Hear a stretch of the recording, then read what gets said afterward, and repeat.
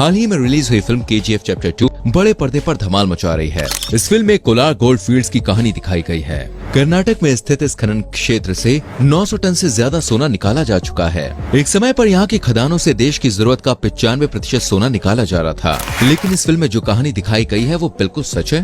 देखिए, film makers का ऐसा कहना है कि KGF एक फिक्शनल फिल्म है जिसे सिर्फ मनोरंजन की दृष्टि से बनाया गया है। हालांकि इस फिल्म की पूरी कहानी फिक्शनल नहीं है और कई असली पहलुओं को फिल्म में दर्शाया गया है। लेकिन लोगों के मन में सबसे बड़ा सवाल ये आ रहा है, क्या वाकई में भारत में ऐसी कोई खदान मौजूद थी? अगर थी तो क्या वहाँ पर अब भी खुदाई होती है? और आखिर कैसे सोने के इतने बड़े प्राकृतिक संसाधन की खोज की गई? इतना सोना मिलने के बाद भी भारत आज सोने को इम्पोर्ट क्यों कर रहा है? इन सभी सवालों के जवाब हम आपको आज की वीडियो में बताने वाले हैं। चलिए अब देरी न करते हुए आपको बताते हैं KGF की असली कहानी के बारे में, जिस बारे में फिल्म में नहीं दिखाया गया है। कोलार गोल्ड फील्ड्स कर्नाटक में कोलार नाम के जिले में स्थित है, जो कर्नाटक की राजधानी बेंगलोर से लगभग 100 किलोमीटर की दूरी पर स्थित है। इस जगह के नाम पर KGF फिल्म का नाम रखा गया। ये जगह अपनी सोने की खदानों के लिए पूरे विश्व भर में प्रसिद्ध है। इसमें कोई हैरानी वाली बात नहीं है कि आप में से बहुत से लोगों ने कोलार गोल्ड फील्ड्स के बारे में शायद दिसंबर 2018 से पहले कभी सुना हो। 21 दिसंबर 2018 को KGF चैप्टर 1 बड़े पर्दे पर रिलीज हुई थी, जिसके बाद KGF के बारे में लोगों को पता चलना शुरू हुआ।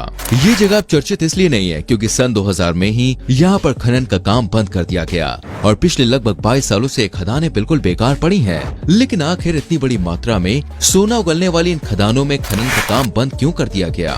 इस बारे में आगे हम आपको वीडियो में बताने वाले हैं। उससे पहले चलिए KGF के इतिहास के बारे में थोड़ी सी जानकारी आपको देते हैं। कोलार गोल्ड फील्ड्स में सैकड़ों सालों से सोना निकालने का काम जारी है। वैसे तो असली खुदाई का काम यहाँ पे ब्रिटिश सरकार के राज में शुरू हुआ था, लेकिन सोने की खोज उससे भी सैकड़ों साल पहले की जा चुकी थी। सन 900 से 1000 ईस्वी तक चोलास ने यहाँ पर सोने की खुदाई करवाई। इसके बाद सोने के भंडारों के बारे में किंगडम ऑफ मैसूर के दौरान लोगों को पता चला। किंगडम ऑफ मैसूर के बाद मराठाओं और हैदर अली जैसे कई शासकों ने यहाँ पर खनन का काम कराया।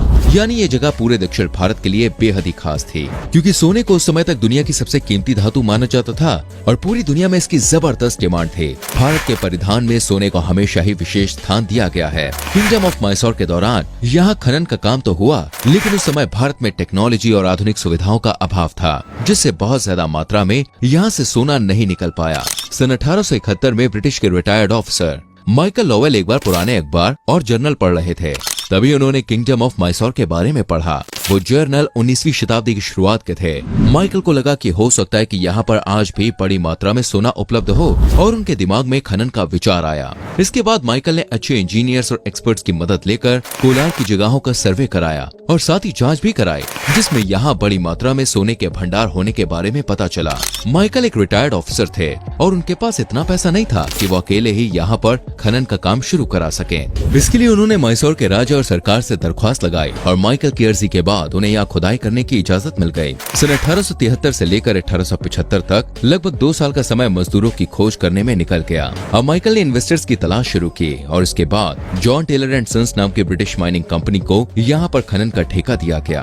खनन के साथ ही कोलार फील्ड्स में लगातार बड़ी मात्रा में सोना निकलता जा रहा था, लेकिन ये सब उस दौर में इतना आसान नहीं था। सन 1880 के दशक में भारत के पास ना तो मॉडर्न टेक्निक से लैस मशीनें थी और ना ही बिजली की सुविधा। मजदूरों को अंधेरे में ही काम करना पड़ता था और हाथ से ही सोने की खदानों की खुदाई की जाती थी, जिसमें काफी वक्त भी बर्बाद होता था। इसके बाद सन 1890 में जॉन टेलर एंड सन्स द्वारा यहाँ पर एडवांस मशीन्स लगाई गई और अब इन मशीनों से कोलार में खनन का काम किया जाने लगा। मशीनों के लगते ही खनन का काम तेजी से होने लगा और अगले 10 से 15 सालों में ही यहाँ पर इतनी बड़ी मात्रा में सोना मिला कि पूरे भारत की जरूरत का 95% सोना यहीं से निकाला जा रहा था। लेकिन अब भी मजदूरों को यहाँ कई समस्याओं का सामना करना पड़ रहा था। पूरे इलाके में बिजली का अभाव था। भारत में कावेरी नदी के पास हाइड्रो इलेक्ट्रिक पावर प्लांट की स्थापना की गई, जो आज भी चालू है। इस प्लांट के जरिए कोलार फील्ड्स तक बिजली की सप्लाई होने लगी और खनन का काम 24 घंटे होने लगा। साथ ही कोलार फील्ड्स में पानी की जरूरत को पूरा करने के लिए पास में ही एक आर्टिफिशियल झील का निर्माण किया गया। ये झील आज भी कोलार जिले में मौजूद है, जो यहाँ आने वाले पर्यटकों के बीच आकर्षण का प्रमुख केंद्र है। अब धीरे धीरे ब्रिटिश ऑफिसर्स अमीर होने लगे जो यहाँ पर खनन का काम देख रहे थे। पैसा आने के बाद कोलार जिले में विकास को रफ्तार मिलने लगी। ब्रिटिश ऑफिसर्स ने कोलार को अपनी मर्जी के मुताबिक बनाना शुरू किया। इस जगह पर पक्के मकान बनाए गए, हॉस्पिटल्स खोले गए, गोल्फ कोर्स, क्लब हाउस जैसी तमाम चीजें कोलार में खोली गए। लेकिन ये सारी सुविधाएं सिर्फ ब्रिटिश ऑफिसर्स के लिए थे। कोलार फील्ड्स में काम करने के लिए मजदूरों की हालत ठीक वैसी ही थी जैसे कि फिल्म में दिखाई गई है। मजदूरों से दिन में 14 से 16 घंटे काम करवाया जाता। बाद में उन्हें ना तो ठीक से खाना दिया जाता और ना ही पानी।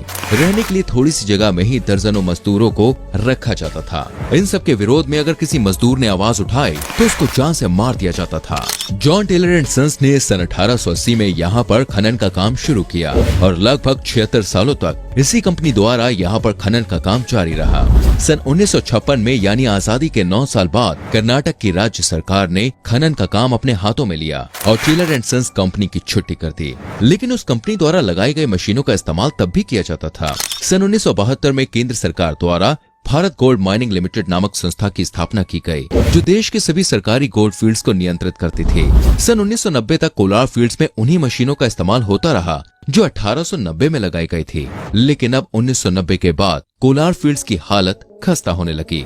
जिस जगह पर हाथ डालने से ही सोना मिल जाया करता था उस जगह पर से सोना निकालने के लिए 3 किलोमीटर गहरी खुदाई की जा चुकी थी, क्योंकि धीरे धीरे ऊपर की जगहों पर सोना मिलना बंद हो गया और सोने के ज्यादा लालच में खदानों को गहरा किया जाने लगा। इतनी गहराई में मजदूरों के लिए काम करना अपनी जान से खेलने के बराबर था। न जाने कितने मजदूरों की मौत गर्मी और उमस के कारण हो जाती थी, क्योंकि धरती से 3 किलोमीटर नीचे काम करना बिल्कुल भी आसान नहीं है। इसके अलावा यहाँ पर काम करने वाले मजदूरों में लंग कैंसर जैसी बीमारियां बढ़ने लगी। असल में सोने को अयस्क से निकालने के लिए साइनाइड का इस्तेमाल किया जाता था। इसके अलावा सिलिका, कॉपर सल्फेट और सोडियम सिलिकेट जैसे कई खतरनाक केमिकल्स का इस्तेमाल भी किया जाता था।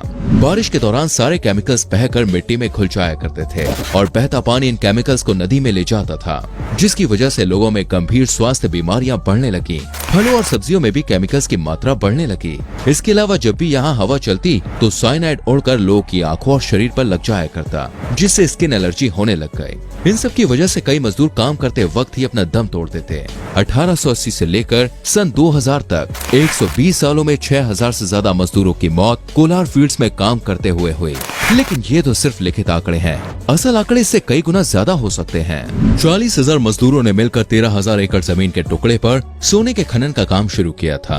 बाद में मजदूरों की संख्या दोस्तों लगातार बढ़ती चली गई। 120 सालों में 900 टन सोना यहाँ से निकाला गया। इस सोने की कीमत 42 बिलियन अमेरिकी डॉलर्स के बराबर है। यानी कि कहना गलत नहीं होगा कि कहीं न कहीं सोने ने देश की अर्थव्यवस्था को मजबूत बनाने में अहम योगदान दिया है। लेकिन वहीं दूसरी ओर इस बात को भी नजरअंदाज नहीं किया जा सकता कि इस पैसे का इस्तेमाल भारतीयों ने नहीं बल्कि अंग्रेजों ने सबसे ज्यादा किया। साल 2000 तक कोलार फील्ड्स में सोना मिलना बहुत कम हो गया और इस जगह पर सरकार द्वारा खनन का काम बंद कर दिया गया। पहले के समय में यहाँ पर 1 टन ओर में औसतन 47 ग्राम सोना मिल जाया करता था, लेकिन सन 2000 में 1 टन ओर में सिर्फ 3 ग्राम सोना मिलने लगा। 3 किलोमीटर गहरी खदान खोदने के कारण प्रोडक्शन कॉस्ट में भी इजाफा होने लगा। इसी वजह से यहाँ पर खनन के काम में मुनाफा नहीं हो रहा था और सरकार ने एक दिन अचानक से ही कोलार फील्ड्स पर काम बंद करने का ऐलान कर दिया। काम बंद हो जाने से यहाँ पर हजारों की संख्या में मजदूर रातों रात बेरोजगार हो गए। साथ ही कोलार जिले की हालत भी बिगड़ने लगी।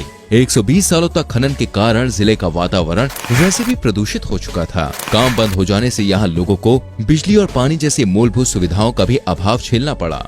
आज के समय में इस जगह की जनसंख्या 2,60,000 है।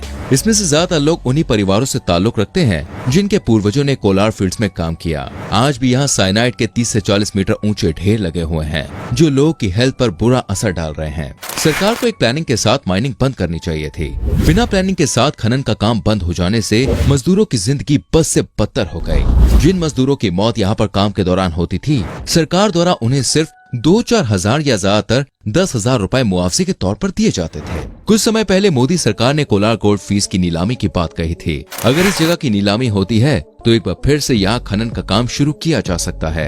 यहाँ से आज भी कई टन सोना निकाला जा सकता है। सोने के अभाव को देखते हुए इससे देश की अर्थव्यवस्था को मजबूती भी मिलेगी। साथ ही कोलार जिले के मजदूरों की जिंदगी में भी परिवर्तन आ सकता है। तो दोस्तों, ये थी KGF यानी कि कोलार गोल्ड फील्ड्स की असली कहानी।